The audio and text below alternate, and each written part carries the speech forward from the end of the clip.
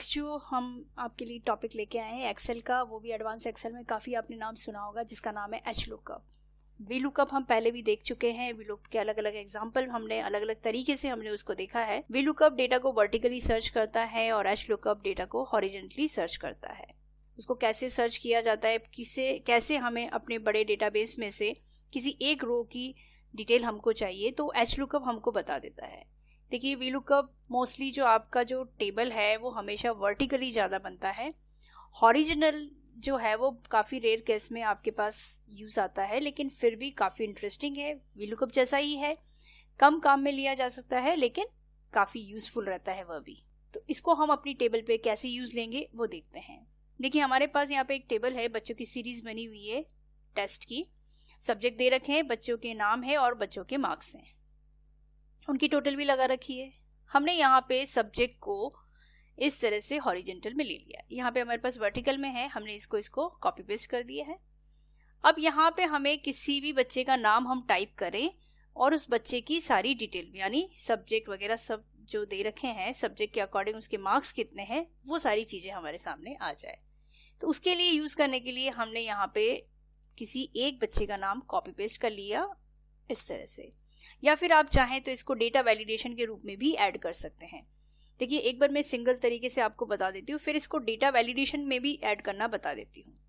यहाँ पे पहले हमने लगाया H lookup. V lookup value जो है ये है हमारी। उसके बाद टेबल अरे। अब आपको टेबल कहाँ से सेलेक्ट करनी है ये ध्यान में रखिएगा। अगर कोई मेन हेडिंग ऊपर बनी हुई है तो आपको टेबल वहाँ से सेलेक्ट नहीं करनी है। आपको टेबल जहाँ से आपने सब्जेक्ट और बच्चे के नाम लिखे हुए हैं वहाँ से आप अपनी टेबल को सेलेक्ट कर ली। मैंने टेबल सेलेक्ट कर ली। यहाँ से ऊपर वाला जो रो दिया हुआ है जो मेन हेडिंग के रूप में है वो हम छोड़ देंगे। उसके बाद नेक्स्ट चीज पूछी जा रही है वो है रो इंडेक्स नंबर, यानी आपको रो सर्च करना है, यानी कौन से रो में आप वैल्यू सर्च करना चाह रहे हैं। भाई जैसे मुझे इंग्लिश के मार्क्स चाहिए तो इंग्लिश जो है वो सेकेंड रो में है। यहाँ पे भले ही आपको 3 दिख रहा है लेकिन वो एक वाला जो है नंबर 1 वो किसी मेन हेडिंग के लिए, तो उसको हमने टेबल में नहीं लिया है, इसलिए हमारी टेबल 1 से यहाँ से काउंट होगी। तो इंग्लिश वाला कौन सा रो में है, 2 में है, तो हमने 2 लिया। एग्जिट मैच के लिए 0 प्रेस किया, क्लोज किया, देन एंटर किया। मुकेश के इंग्लिश में कितने मार्क्स हैं, 98। यहाँ पे देखिए हम रिकॉर्ड देख सक रहे हैं 98 मार्क्स है। मोना के कितने हैं, मोना के देखने मोना को यहाँ पे कर दिया हमने कॉपी पेस्ट। तो देखिए यहाँ पे अब आपके पास 54, यानी उसके इंग्लिश में मार्क्स कितने हैं, 54। अगर हम चाहते हैं कि यहाँ पे हम एक वैलिडेशन सेट कर लें ताकि आपको ये जो बार बार नाम टाइप करना पड़े या नाम को कॉपी पेस्ट करना पड़े वो ना हो, ताकि आप इजीली यहाँ पे बच्चों के नाम ही देख लें और डायरेक्टली आप इसको ओपन कर लें, तो यहाँ पे हम वैलिडेशन कैसे बनाते हैं वो भी देख लेते हैं। तो वैलिडेशन बनाने के लिए हमें डेटा टैब में जाना है, डेटा वैलिडेशन बनाएंगे। डेटा वैलिडेशन में आपको यहाँ पे अलाउ में यहाँ पे लेना है लिस्ट का ऑप्शन। डेटा वैलिडेशन भी हम पहले देख चुके हैं।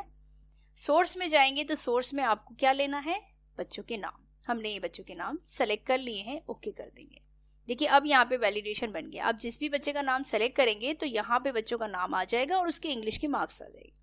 इंग्लिश के नहीं, हमें हिंदी के या मैथ्स के या किसी और सब्जेक्ट के मार्क्स लेने हैं, तो यहाँ पे हम इजीली एच लुकअप का फॉर्मूला लगाएंगे, वैल्यू यहाँ से लेंगे, टेबल अरे लेंगे, उसके बाद हमें रो इंडेक्स नंबर, अब कौन सा रो है, हमें अब हिंदी के मार्क्स चाहिए तो हिंदी वाला जो है वो तीसरे रो में है, तो तीसरा रो लेंगे और फिर एग्जिट मैच के लिए 0 प्रेस किया, क्लोज किया, देन एंटर किया। 36 मार्क्स किसके हैं, जयेश के, यानी इंग्लिश में इतने हैं और हिंदी में इतने हैं।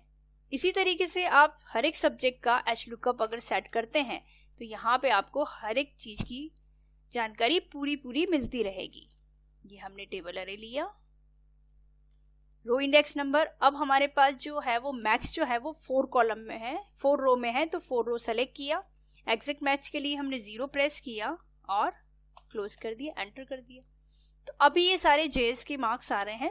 तो अब हमें जानना है बबलू के मार्क्स। तो बबलू के मार्क्स के लिए बबलू को यहाँ से सर्च कर लेंगे। देखिए जैसे हमने बबलू लिया, ये बबलू लिया, तो बबलू के मार्क्स आ गए हिंदी में, इंग्लिश में, मैथ्स में।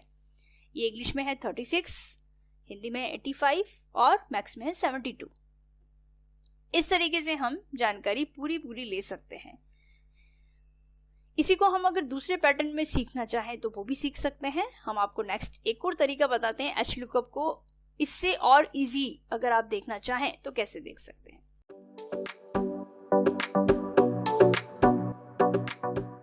देखिए यहाँ पे हमें HLOOKUP का फॉर्मूला लगाना है। ब्रैकेट ओपन किया, ये सेल हमने सेलेक्ट किया, उसके बाद कॉमा लगाया, टेबल अरे यानी ये टेबल, इस टेबल को हमने कर लिया सेलेक्ट। नेक्स्ट जो है वो रो इंडेक्स नंबर हम इसमें सर्च नहीं करेंगे क्योंकि काफ़ी अगर बड़ी टेबल है तो हमें रो काउंट करने में हो सकता है कि थोड़ी सी दिक्कत हो, क्योंकि हम रो सही से काउंट नहीं करेंगे तो हमें आंसर भी सही से नहीं मिलेगा। तो हमने ये वाला जो ब्लैंक सेल इसी के नीचे है इसको ले लिया। उसके बाद हम यहाँ पे एग्जिट मैच के लिए 0 प्रेस करेंगे, इसको क्लोज करेंगे, देन एंटर करेंगे। अभी यहाँ पे हमें कोई नाम ले लेना है, जैसे हमने मोना का लिया, हमने मोना को यहाँ पे कॉपी पेस्ट कर दिया और यहाँ पे नीचे वो रो नंबर कौन से रो में कौन सी वैल्यू दी गई है। जैसे सेकंड अगर हम देखना चाहें तो हमारा जो सेकंड में है, सेकंड रो में हमारा इंग्लिश है, तो मोना के इंग्लिश के मार्क्स आपके सामने यहाँ पे आ जाते हैं कुछ इस तरह से। और अगर आप यहाँ पे किसी का नाम चेंज करते हैं, जैसे हमने राहुल का लिया, राहुल को यहाँ पे कॉपी पेस्ट किया, तो देखो राहुल के इंग्लिश के मार्क्स कितने हैं, क्योंकि सेकंड वाले रो में इंग्लिश दे रखा है। अब अगर हम रो चेंज करते हैं, हमें सबकी टोटल पता करनी है, तो टोटल के लिए पहले आपको बस एक बार रो देख लेना है ये भी कौन से रो में है। अभी हमारे पास यहाँ पे 10 है, यानी एक रो जो है वो ऊपर हेडिंग के लिए छूटा हुआ है, तो ये हो गया 9th रो में। ये 9th रो में यानी राहुल के टोटल कितने हो गए 446। ये आपको यहाँ पे राहुल की टोटल दिखाई दे रही है। अगर हम किसी दूसरे बच्चे का नाम लेते हैं, हमने यहाँ पे बबलू का नाम कॉपी पेस्ट किया, तो उसकी टोटल बता देगा, क्योंकि हमने रो जो दे रखा है वो फिक्स कर दिया है 9, हमें उसकी टोटल ही पता करनी है। या किसी सब्जेक्ट के बारे में जानकारी चाहिए तो वो वाला रो आप यहाँ पे ऐड कर दें। जैसे मैंने यहाँ पे रो 6 किया, तो 6 वाली रो में जो है आपका क्या दे रखा है, देखिए आप यहाँ पे 6 वाली रो में SS, तो यहाँ पे 6 वाली रो में हमने लिया बबलू का नाम, तो यहाँ पे 58 इसके मार्क्स दिए गए हैं। तो HLOOKUP को हम अलग अलग तरीके से यूज़ कर सकते हैं। उस तरीके से आप अपनी बड़ी सारी टेबल में किसी भी वैल्यू को इजीली हॉरिजॉन्टल सर्च कर सकते हैं।